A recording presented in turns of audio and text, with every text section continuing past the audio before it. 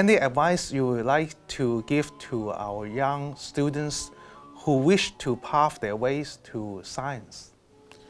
Well, the advice I would give them is more or less based on my own experience, that in the beginning you have to be somewhat patient and accept that you are going to have to go through a period of apprenticeship, and not just in science but in most walks of life that you prepare yourself. You need a minimum of 10,000 hours, which equates with 10 years. And I can illustrate this by moving to, say, the Beatles. This was a group that became world famous when I was a young boy, and it was often thought that when they visited the United States in 1964 and were lauded and thought to be just absolutely wonderful, that they had come from nowhere. No, they had been practicing in public houses in Hamburg in Germany for 10 years before they got on a jet plane and flew across to New York. So, the professionalism that comes with a good training is absolutely necessary. Now, I was particularly slow in getting off the ground. I would say I was a 20-year, 20,000 hour person. It was really, when I think back on it, I started my, obviously, training in 1960. It was 1980 before, for various reasons, I was able to get going the way I would like to. And that happened when I went to industry and had a, as it were, escape from the academic environment, which I wasn't enjoying. So we all have slightly different experiences, but and you can't just generalize. What would have happened to me if I had not had a rather unpleasant time during my first 10 years in Sheffield, and that, of course, led to me saying, I'm going to leave academia, I'm going to go into industry. And Don Cram was incredibly supportive of that move, because he saw that I was not enjoying myself in an academic environment that was a really nasty environment.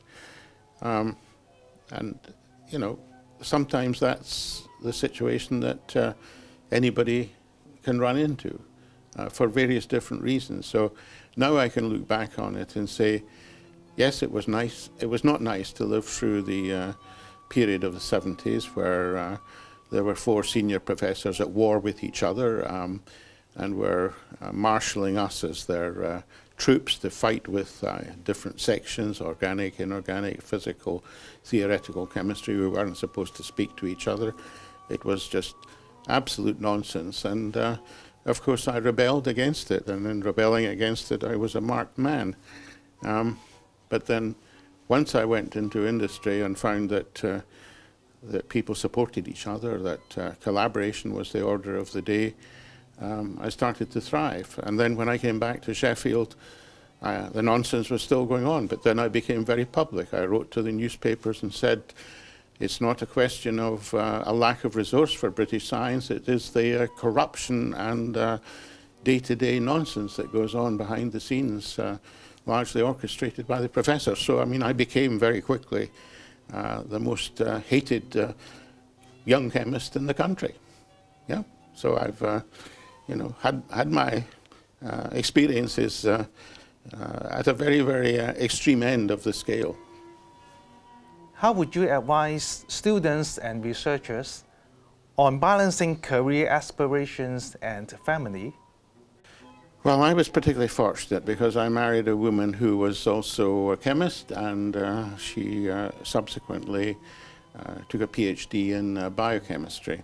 So she was very, very familiar with the dynamic, and in fact she completed her PhD in 2 years, so that during my time in Canada we could get married, as it turned out, on the 8th of October 1968, and that she could come and join me in Canada just after 2 years in the lab.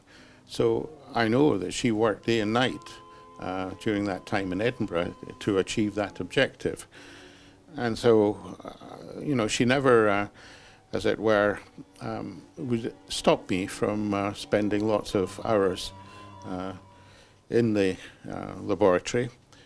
except when I was in industry, there was an enforced, you had to go home at maybe 5:30 or 6, and you didn't go back to the lab. So we had that 3-year respite when our children were at, I guess, a formative age.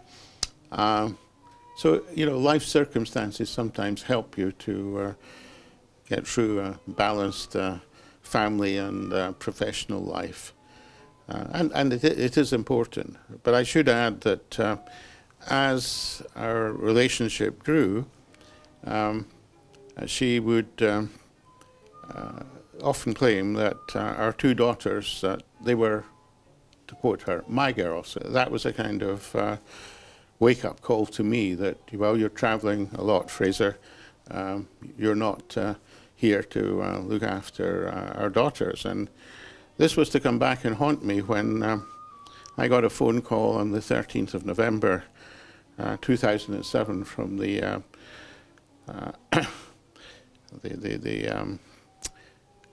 Consul General of the UK in Los Angeles, a man called Bob Pierce. And the bottom line was that eventually he was going to tell me that I was going to be offered through Tony Blair a knighthood. And that was a huge surprise to me. This was something that came out of the blue. And then 2 things followed. He said, I've got to know now if you're going to accept it. And I did, despite the fact that I hadn't been a out-and-out monarchist as a young man. And he then said, you can't tell anybody. And I said, well, look, I've got 2 daughters. This is the 13th of November. It's not going to be announced officially until the 31st of December. This is a good 6 weeks. Well, he said, okay, but they must be sworn to secrecy. So I lifted my telephone after that conversation and phoned up both my daughters. Now, I have less than 5% chance of getting both of them at the end of a phone at that time of day, living one in America and the other in England. I got both of them, and I think it didn't really sink in to either of them. It was, okay, well, that's nice to know. And then an hour later, the phone rang, and they both came back, 1, 2, saying, oh, this is amazing. So that was 2007, but almost 10 years on, in 2016, when the phone rang at 4 o'clock in the morning, and it was Stockholm, I ended up asking the same question: can I tell anybody I have 2 daughters? And they said no. And I said, come on, this is only 40 or 50 minutes this time, and I will make sure they're sworn to secrecy. And I got both of them again at the end of the phone, 5% chance, and this time they got the message. What advice would you like to give to students to help them think out of the box and think creatively? I would give them the same advice as I got from my wonderful professor at Edinburgh, Sir Edmund Hirst. When I left for Canada in early 1967, in fact, to be precise, it was the 28th of February, maybe it was the 28th of February, because it wasn't a leap year. And I landed in Canada on the 1st of March, of course. The advice was, Stoddart, whatever you do, tackle a big problem. And I was flummoxed, to use a word, by this piece of advice. What did this man mean? I had just finished my PhD. What was he trying to tell me? And so I thought about it all the way, and the first time I had flown in my life across the pond to Canada at 25. Now it's routine. I'm flying 365,000 air miles last year. Dear knows how many this year. 1,000 miles a day, traveling at 40 miles an hour. It's amazing you can still see me, Ken. Anyway, I arrive in Canada, and I have a surprise waiting for me, because my mentor, Ken Jones, announces he's going to Brazil. And my first thought was for 2 weeks. No, this was for a whole year. Surprise, surprise. So he disappears on the 1st of April. And eventually the Canadian Postal Service goes on strike, and so we're out of communication contact altogether. But I was very fortunate. I went to the chemistry library in the middle of April of that, within 6 weeks of getting to Canada, and I opened up this article in the Journal of the American Chemical Society by somebody called Charles Pedersen. I'd never heard of this man, and of course, we now know that he had served out his scientific career at the DuPont Research Laboratories in Wilmington, Delaware, and he was very close to, if not had retired by that time, and he was announcing in this very short article, a communication, that he had synthesized something called dibenzo 18-6 in close to 50% yield. Now, this flew in the face of all the teaching that I'd had at Edinburgh about if you're going to make compounds that have rings in them, 5, 6, and 7, that's what you'll be able to make. Forget about big ones. And here was the evidence that, no, you could make them. And so I thought, that's my big problem. And so I was rather fortunate in that I saw that developing subject of crown ethers, for which, of course, Pedersen shared the Nobel Prize in Chemistry in 1987 with Donald Cram and Jean-Marie Lane, quite rightly so, that this was opening up a new field of chemistry. And very, very few people, of course, recognized that. That was the other part of me spotting the big problem. Obviously, Jean-Marie Lane recognized it and Donald Cram recognized it, and there were single individuals all around the world. There was David Reinhardt in the Netherlands. There was de Mendoza, Javier de Mendoza in Spain. There was Seiji Shinkai in Japan. And sometimes I forget names, of course, but almost every country that was practicing science had somebody who jumped into this arena, and we would meet all around the world at small conferences to begin with that became bigger and bigger, and we were kind of, I think, way out on the outliers, I think would be the phrase to use. We were not pursuing organic chemistry or inorganic chemistry or whatever you want to call it in a traditional kind of way.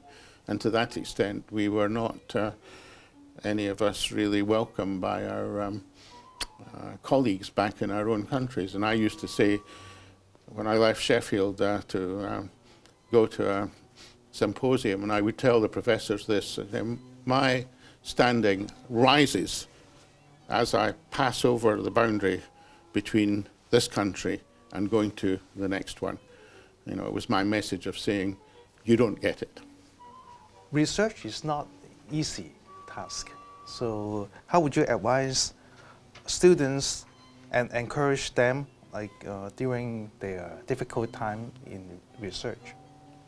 Well, I will always point out that it wouldn't be research if we knew the answer before we started. And so you've got to introduce yourself to research activity expecting failure more often than you will enjoy success. In fact, it could be a ratio of 9 failures to 1 success. And so you have to have this ability to stay the course and to not be downcast if something is not working. And the way I coped with this as a student myself was to do more than one thing. You don't put all your eggs in one basket. You research various different lines. I would do this as a postgraduate student at Edinburgh. I did it as a postdoctoral fellow in Canada, and then throughout my own independent academic career, I pursued this approach to research with increasing amount of diversity. And so, in the last decade, all right, I'm recognized along with Jean-Pierre Sauvage and Ben Feringa for my contribution to the design and synthesis of molecular machines. But we've also had 2 serendipitous discoveries in the laboratory, one in 2010 which has led to the launch of a skincare company that the marketing team say they're going to spend up to $300 million over the next 3 years promoting two brands, the so-called Brilliant and Absolute, in which there are 4 different types of skincare products, so 8 in total. This is the launch, of course. It's going to get bigger as time goes on. I never thought that would come into my life, and then I think it was 2013 we stumbled across serendipitously a benign and environmentally friendly way of isolating gold, and after the period of some anxiety as to whether this company would be successful, it really does look as if it's beginning to take off now as well. Of course, going back to 2013, when both of these companies were registered in Delaware in the United States, I would have given the gold company the #1 position as to the one that would be most quickly the most successful, and I got it wrong. And part of it was that that's a very, very traditional industry. When I visited there, they more or less said, "Go away, Dr. Stoddart. We've used cyanide for decades, for a century. We're not going to change." And so I realized then that sometimes it's very difficult to introduce new technology into old industry where the people involved in it are bent on continuing to use the old technology. The other company has flourished out of all expectations, and I give the credit to that to the chief executive officer, who is an Egyptian, trained at the University of Michigan as an electrical engineer, spent 16 years at Intel, and then had the courage to resign and become the CEO of what we call Panacea Nano, and almost the rest is history. It's amazing.